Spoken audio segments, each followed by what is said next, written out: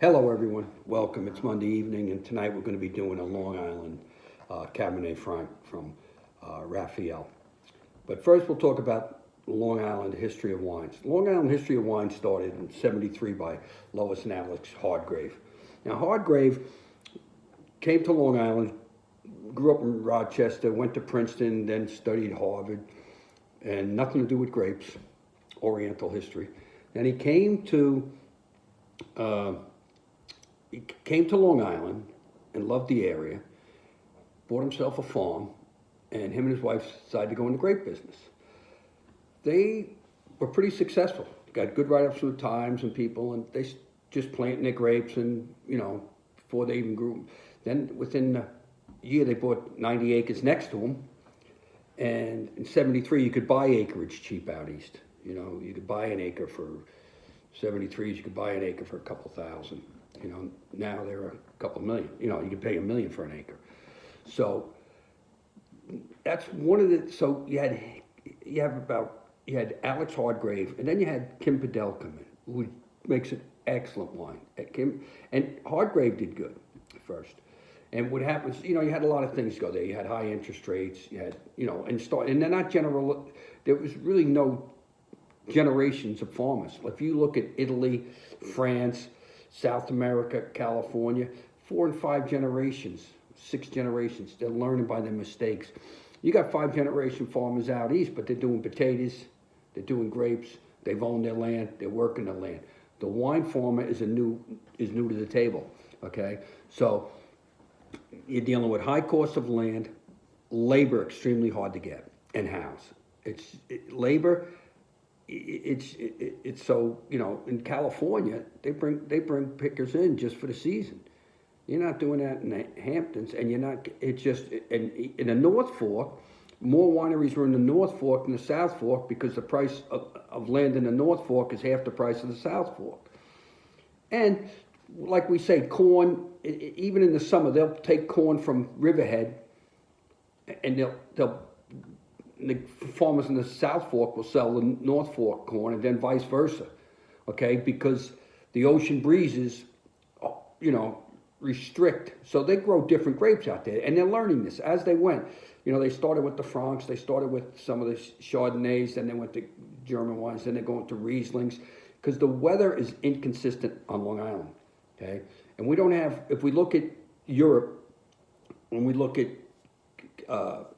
California, the corridor they call it, right? You go through the corridor, and because you got the 2 mountain ranges protecting it from rains. You look at Australia. Australia gets the mountain ranges. Almost 95% of the grapes done because the mountain range protects it. Okay. You look at Italy, protects it from the Alps. Okay. So you definitely want the maritime climate, which they have, but you don't have protection from fog. You don't have protection from rain. In 1985, in 2005, 2005 was supposed to be the vintage of vintages. Everything was going great. Then in October, you got 20 inches of rain, which was like a record for that. Okay? They lost 80% of their grapes. So, because you can't pick it once it's raining, and then you'll figure the next day, it can't keep raining. Well, it kept raining. So, it's and you can't pick the grape before it's time because it's not, if it's close, if they're looking at a grape and that grape is 90% there, 98% there, and they know it's storm, then they'll go out and pick it. But if the grape's 70% there, you can't go, you can't pick it. So, and that, they actually go almost to October. And this is a 2017, okay? Now the 2017, rainy spring, no buds till June, which is late. Cold August, colder than normal. Warmer September than August, and carried them into October, so they were able to pull the grape and survived. So we got cost of land, cost of labor, and the weather.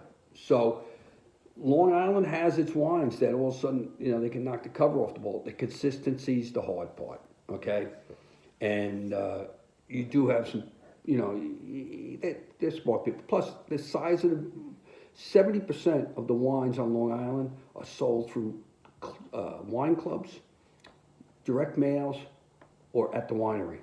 Because there's smaller wineries, you know, and in California, they have the consistency to grow wine.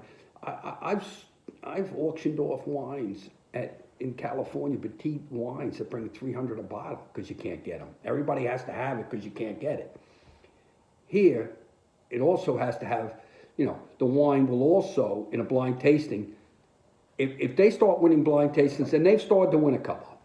If you start winning blind tastings at reputable areas, not the New York wine blind tasting, but if you win California, France, Italy, that's how you do it. That's how Napa Valley did it with Mondavi.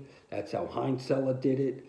And that's what Long Island has to do. But they just trying to get the whole thing. It's a young business. It's only been in business. You know, they put the sign up in 1973. These guys are fifth generation, 1600s, 1800s, 1900s. You know, we're 1973. It's our first. So, but this winery is they built this on, this is built by John Petrocelli, okay, in 1998. And what he did was he built this winery, and he built it 12 feet below surface, the floors, you know, for all the, because at 12 feet, he was at 55 degrees. So in the summer and the winter, he's at 55 degrees. What do we say the perfect temperature for a wine cellar is? 55 degrees. So it's economically efficient, okay? His heat, his drainage, his thing. But he can't, at that level, he can't do gravity feed, you know, so produce the wine. So that goes up a little bit. But it's a win-win the other way, okay? And another thing is he named it after his dad, Raphael, okay? And if you looked at it, it looks like that winery is like, okay, I don't care what it cost. I want to make it look like it was in the 1800s in either France or Italy. It's right there. It's beautiful. It's a beautiful winery, okay? Now, and this, also there's like Channing daughters, right? You have Wolfert, Lentz, Bedell. Kim Bedell makes an excellent Chardonnay. Priced right, excellent Chardonnay. I used to drink a lot of it. Then you have Raphael, Palmanac, you know, and there's others, but those 5 or 6 are, and they're new at the game. Like Wolfert is maybe 20 years old, and he was a nice guy, very well loved. Matter of fact, he died he was a very wealthy individual, lived in Sagaponack, and he was in a boating accident about 7 years ago. But they continued to do, and his children do it, run the thing. And he's had some quality people, and he was a quality person. They make a very nice wine. We're going to try one of their wines tomorrow night. Okay. Now, the Cabernet Franc is the parent of the Cabernet Sauvignon and the Merlot. Okay. And they use it in Super Tuscanies. That's why Super Tuscanies have to be called Super Tuscanies. They can't fall under DOCG or DOC because it's a French grape. Okay, it's also big in Spain, the Bassi region. It's, you know, it's a big grape. Big in Chile. Chile they use it. Argentina. Cabernet Franc is used in Bordeaux. It's a good grape. Okay, so we'll give this a shot. Now these wines are fermented. He picks his grapes, 12 days, destems them, hand crushes them, but doesn't crush them until they're destemmed, okay? Then he, stainless steel fermentation, 12, 15 days, 10 months in oak, neutral oak. He doesn't use, tries to get as neutral oak as he can get. They like to keep the mineralization from the land. They use a little bit of, they don't use any artificials. They use a little lees, you know, with the fermentation right from the wine for stirring. Okay, but he likes the grape to be as best it can.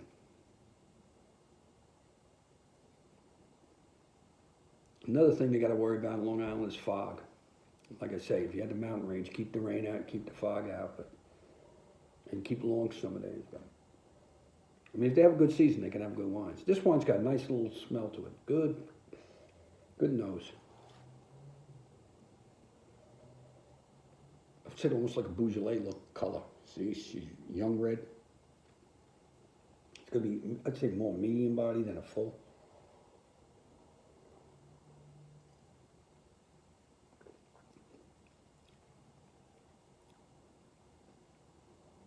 It's got the berry. You know what? It's got something there in the middle. I don't know if it could be the.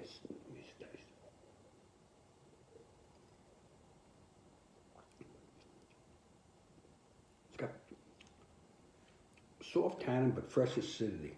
The acidity is right in the mouth. If you like acidity, you like the wine. The acidity is right in the middle of your tongue. Okay, it rolls.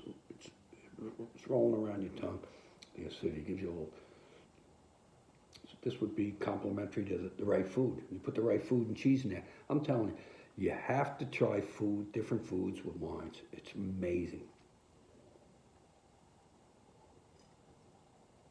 They change the wine. They change each other, the food and the wine. This is definitely like a beef, soft cheese. I would put this with cheddar. Corn chowder. A little corn chowder with this. That works, right? Some root vegetables, match the hatch, right? Do summer root vegetables this with a corn chowder.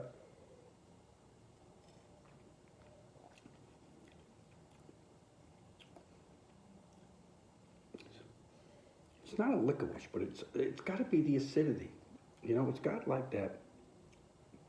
It's got a nice taste to it. You know, it sells for about 13 a bottle. It's rated about 87, I think. Okay, but it's a nice wine.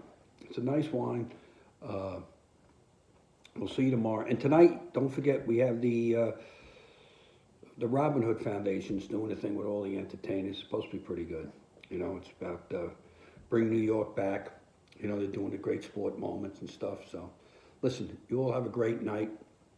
And let's not forget the heroes, okay? Pray for everybody. Head hits the pillow before sitting around. Just get a minute. Sign of the cross, praying. Keep everybody in your prayers, okay? God bless. Take care. See you tomorrow.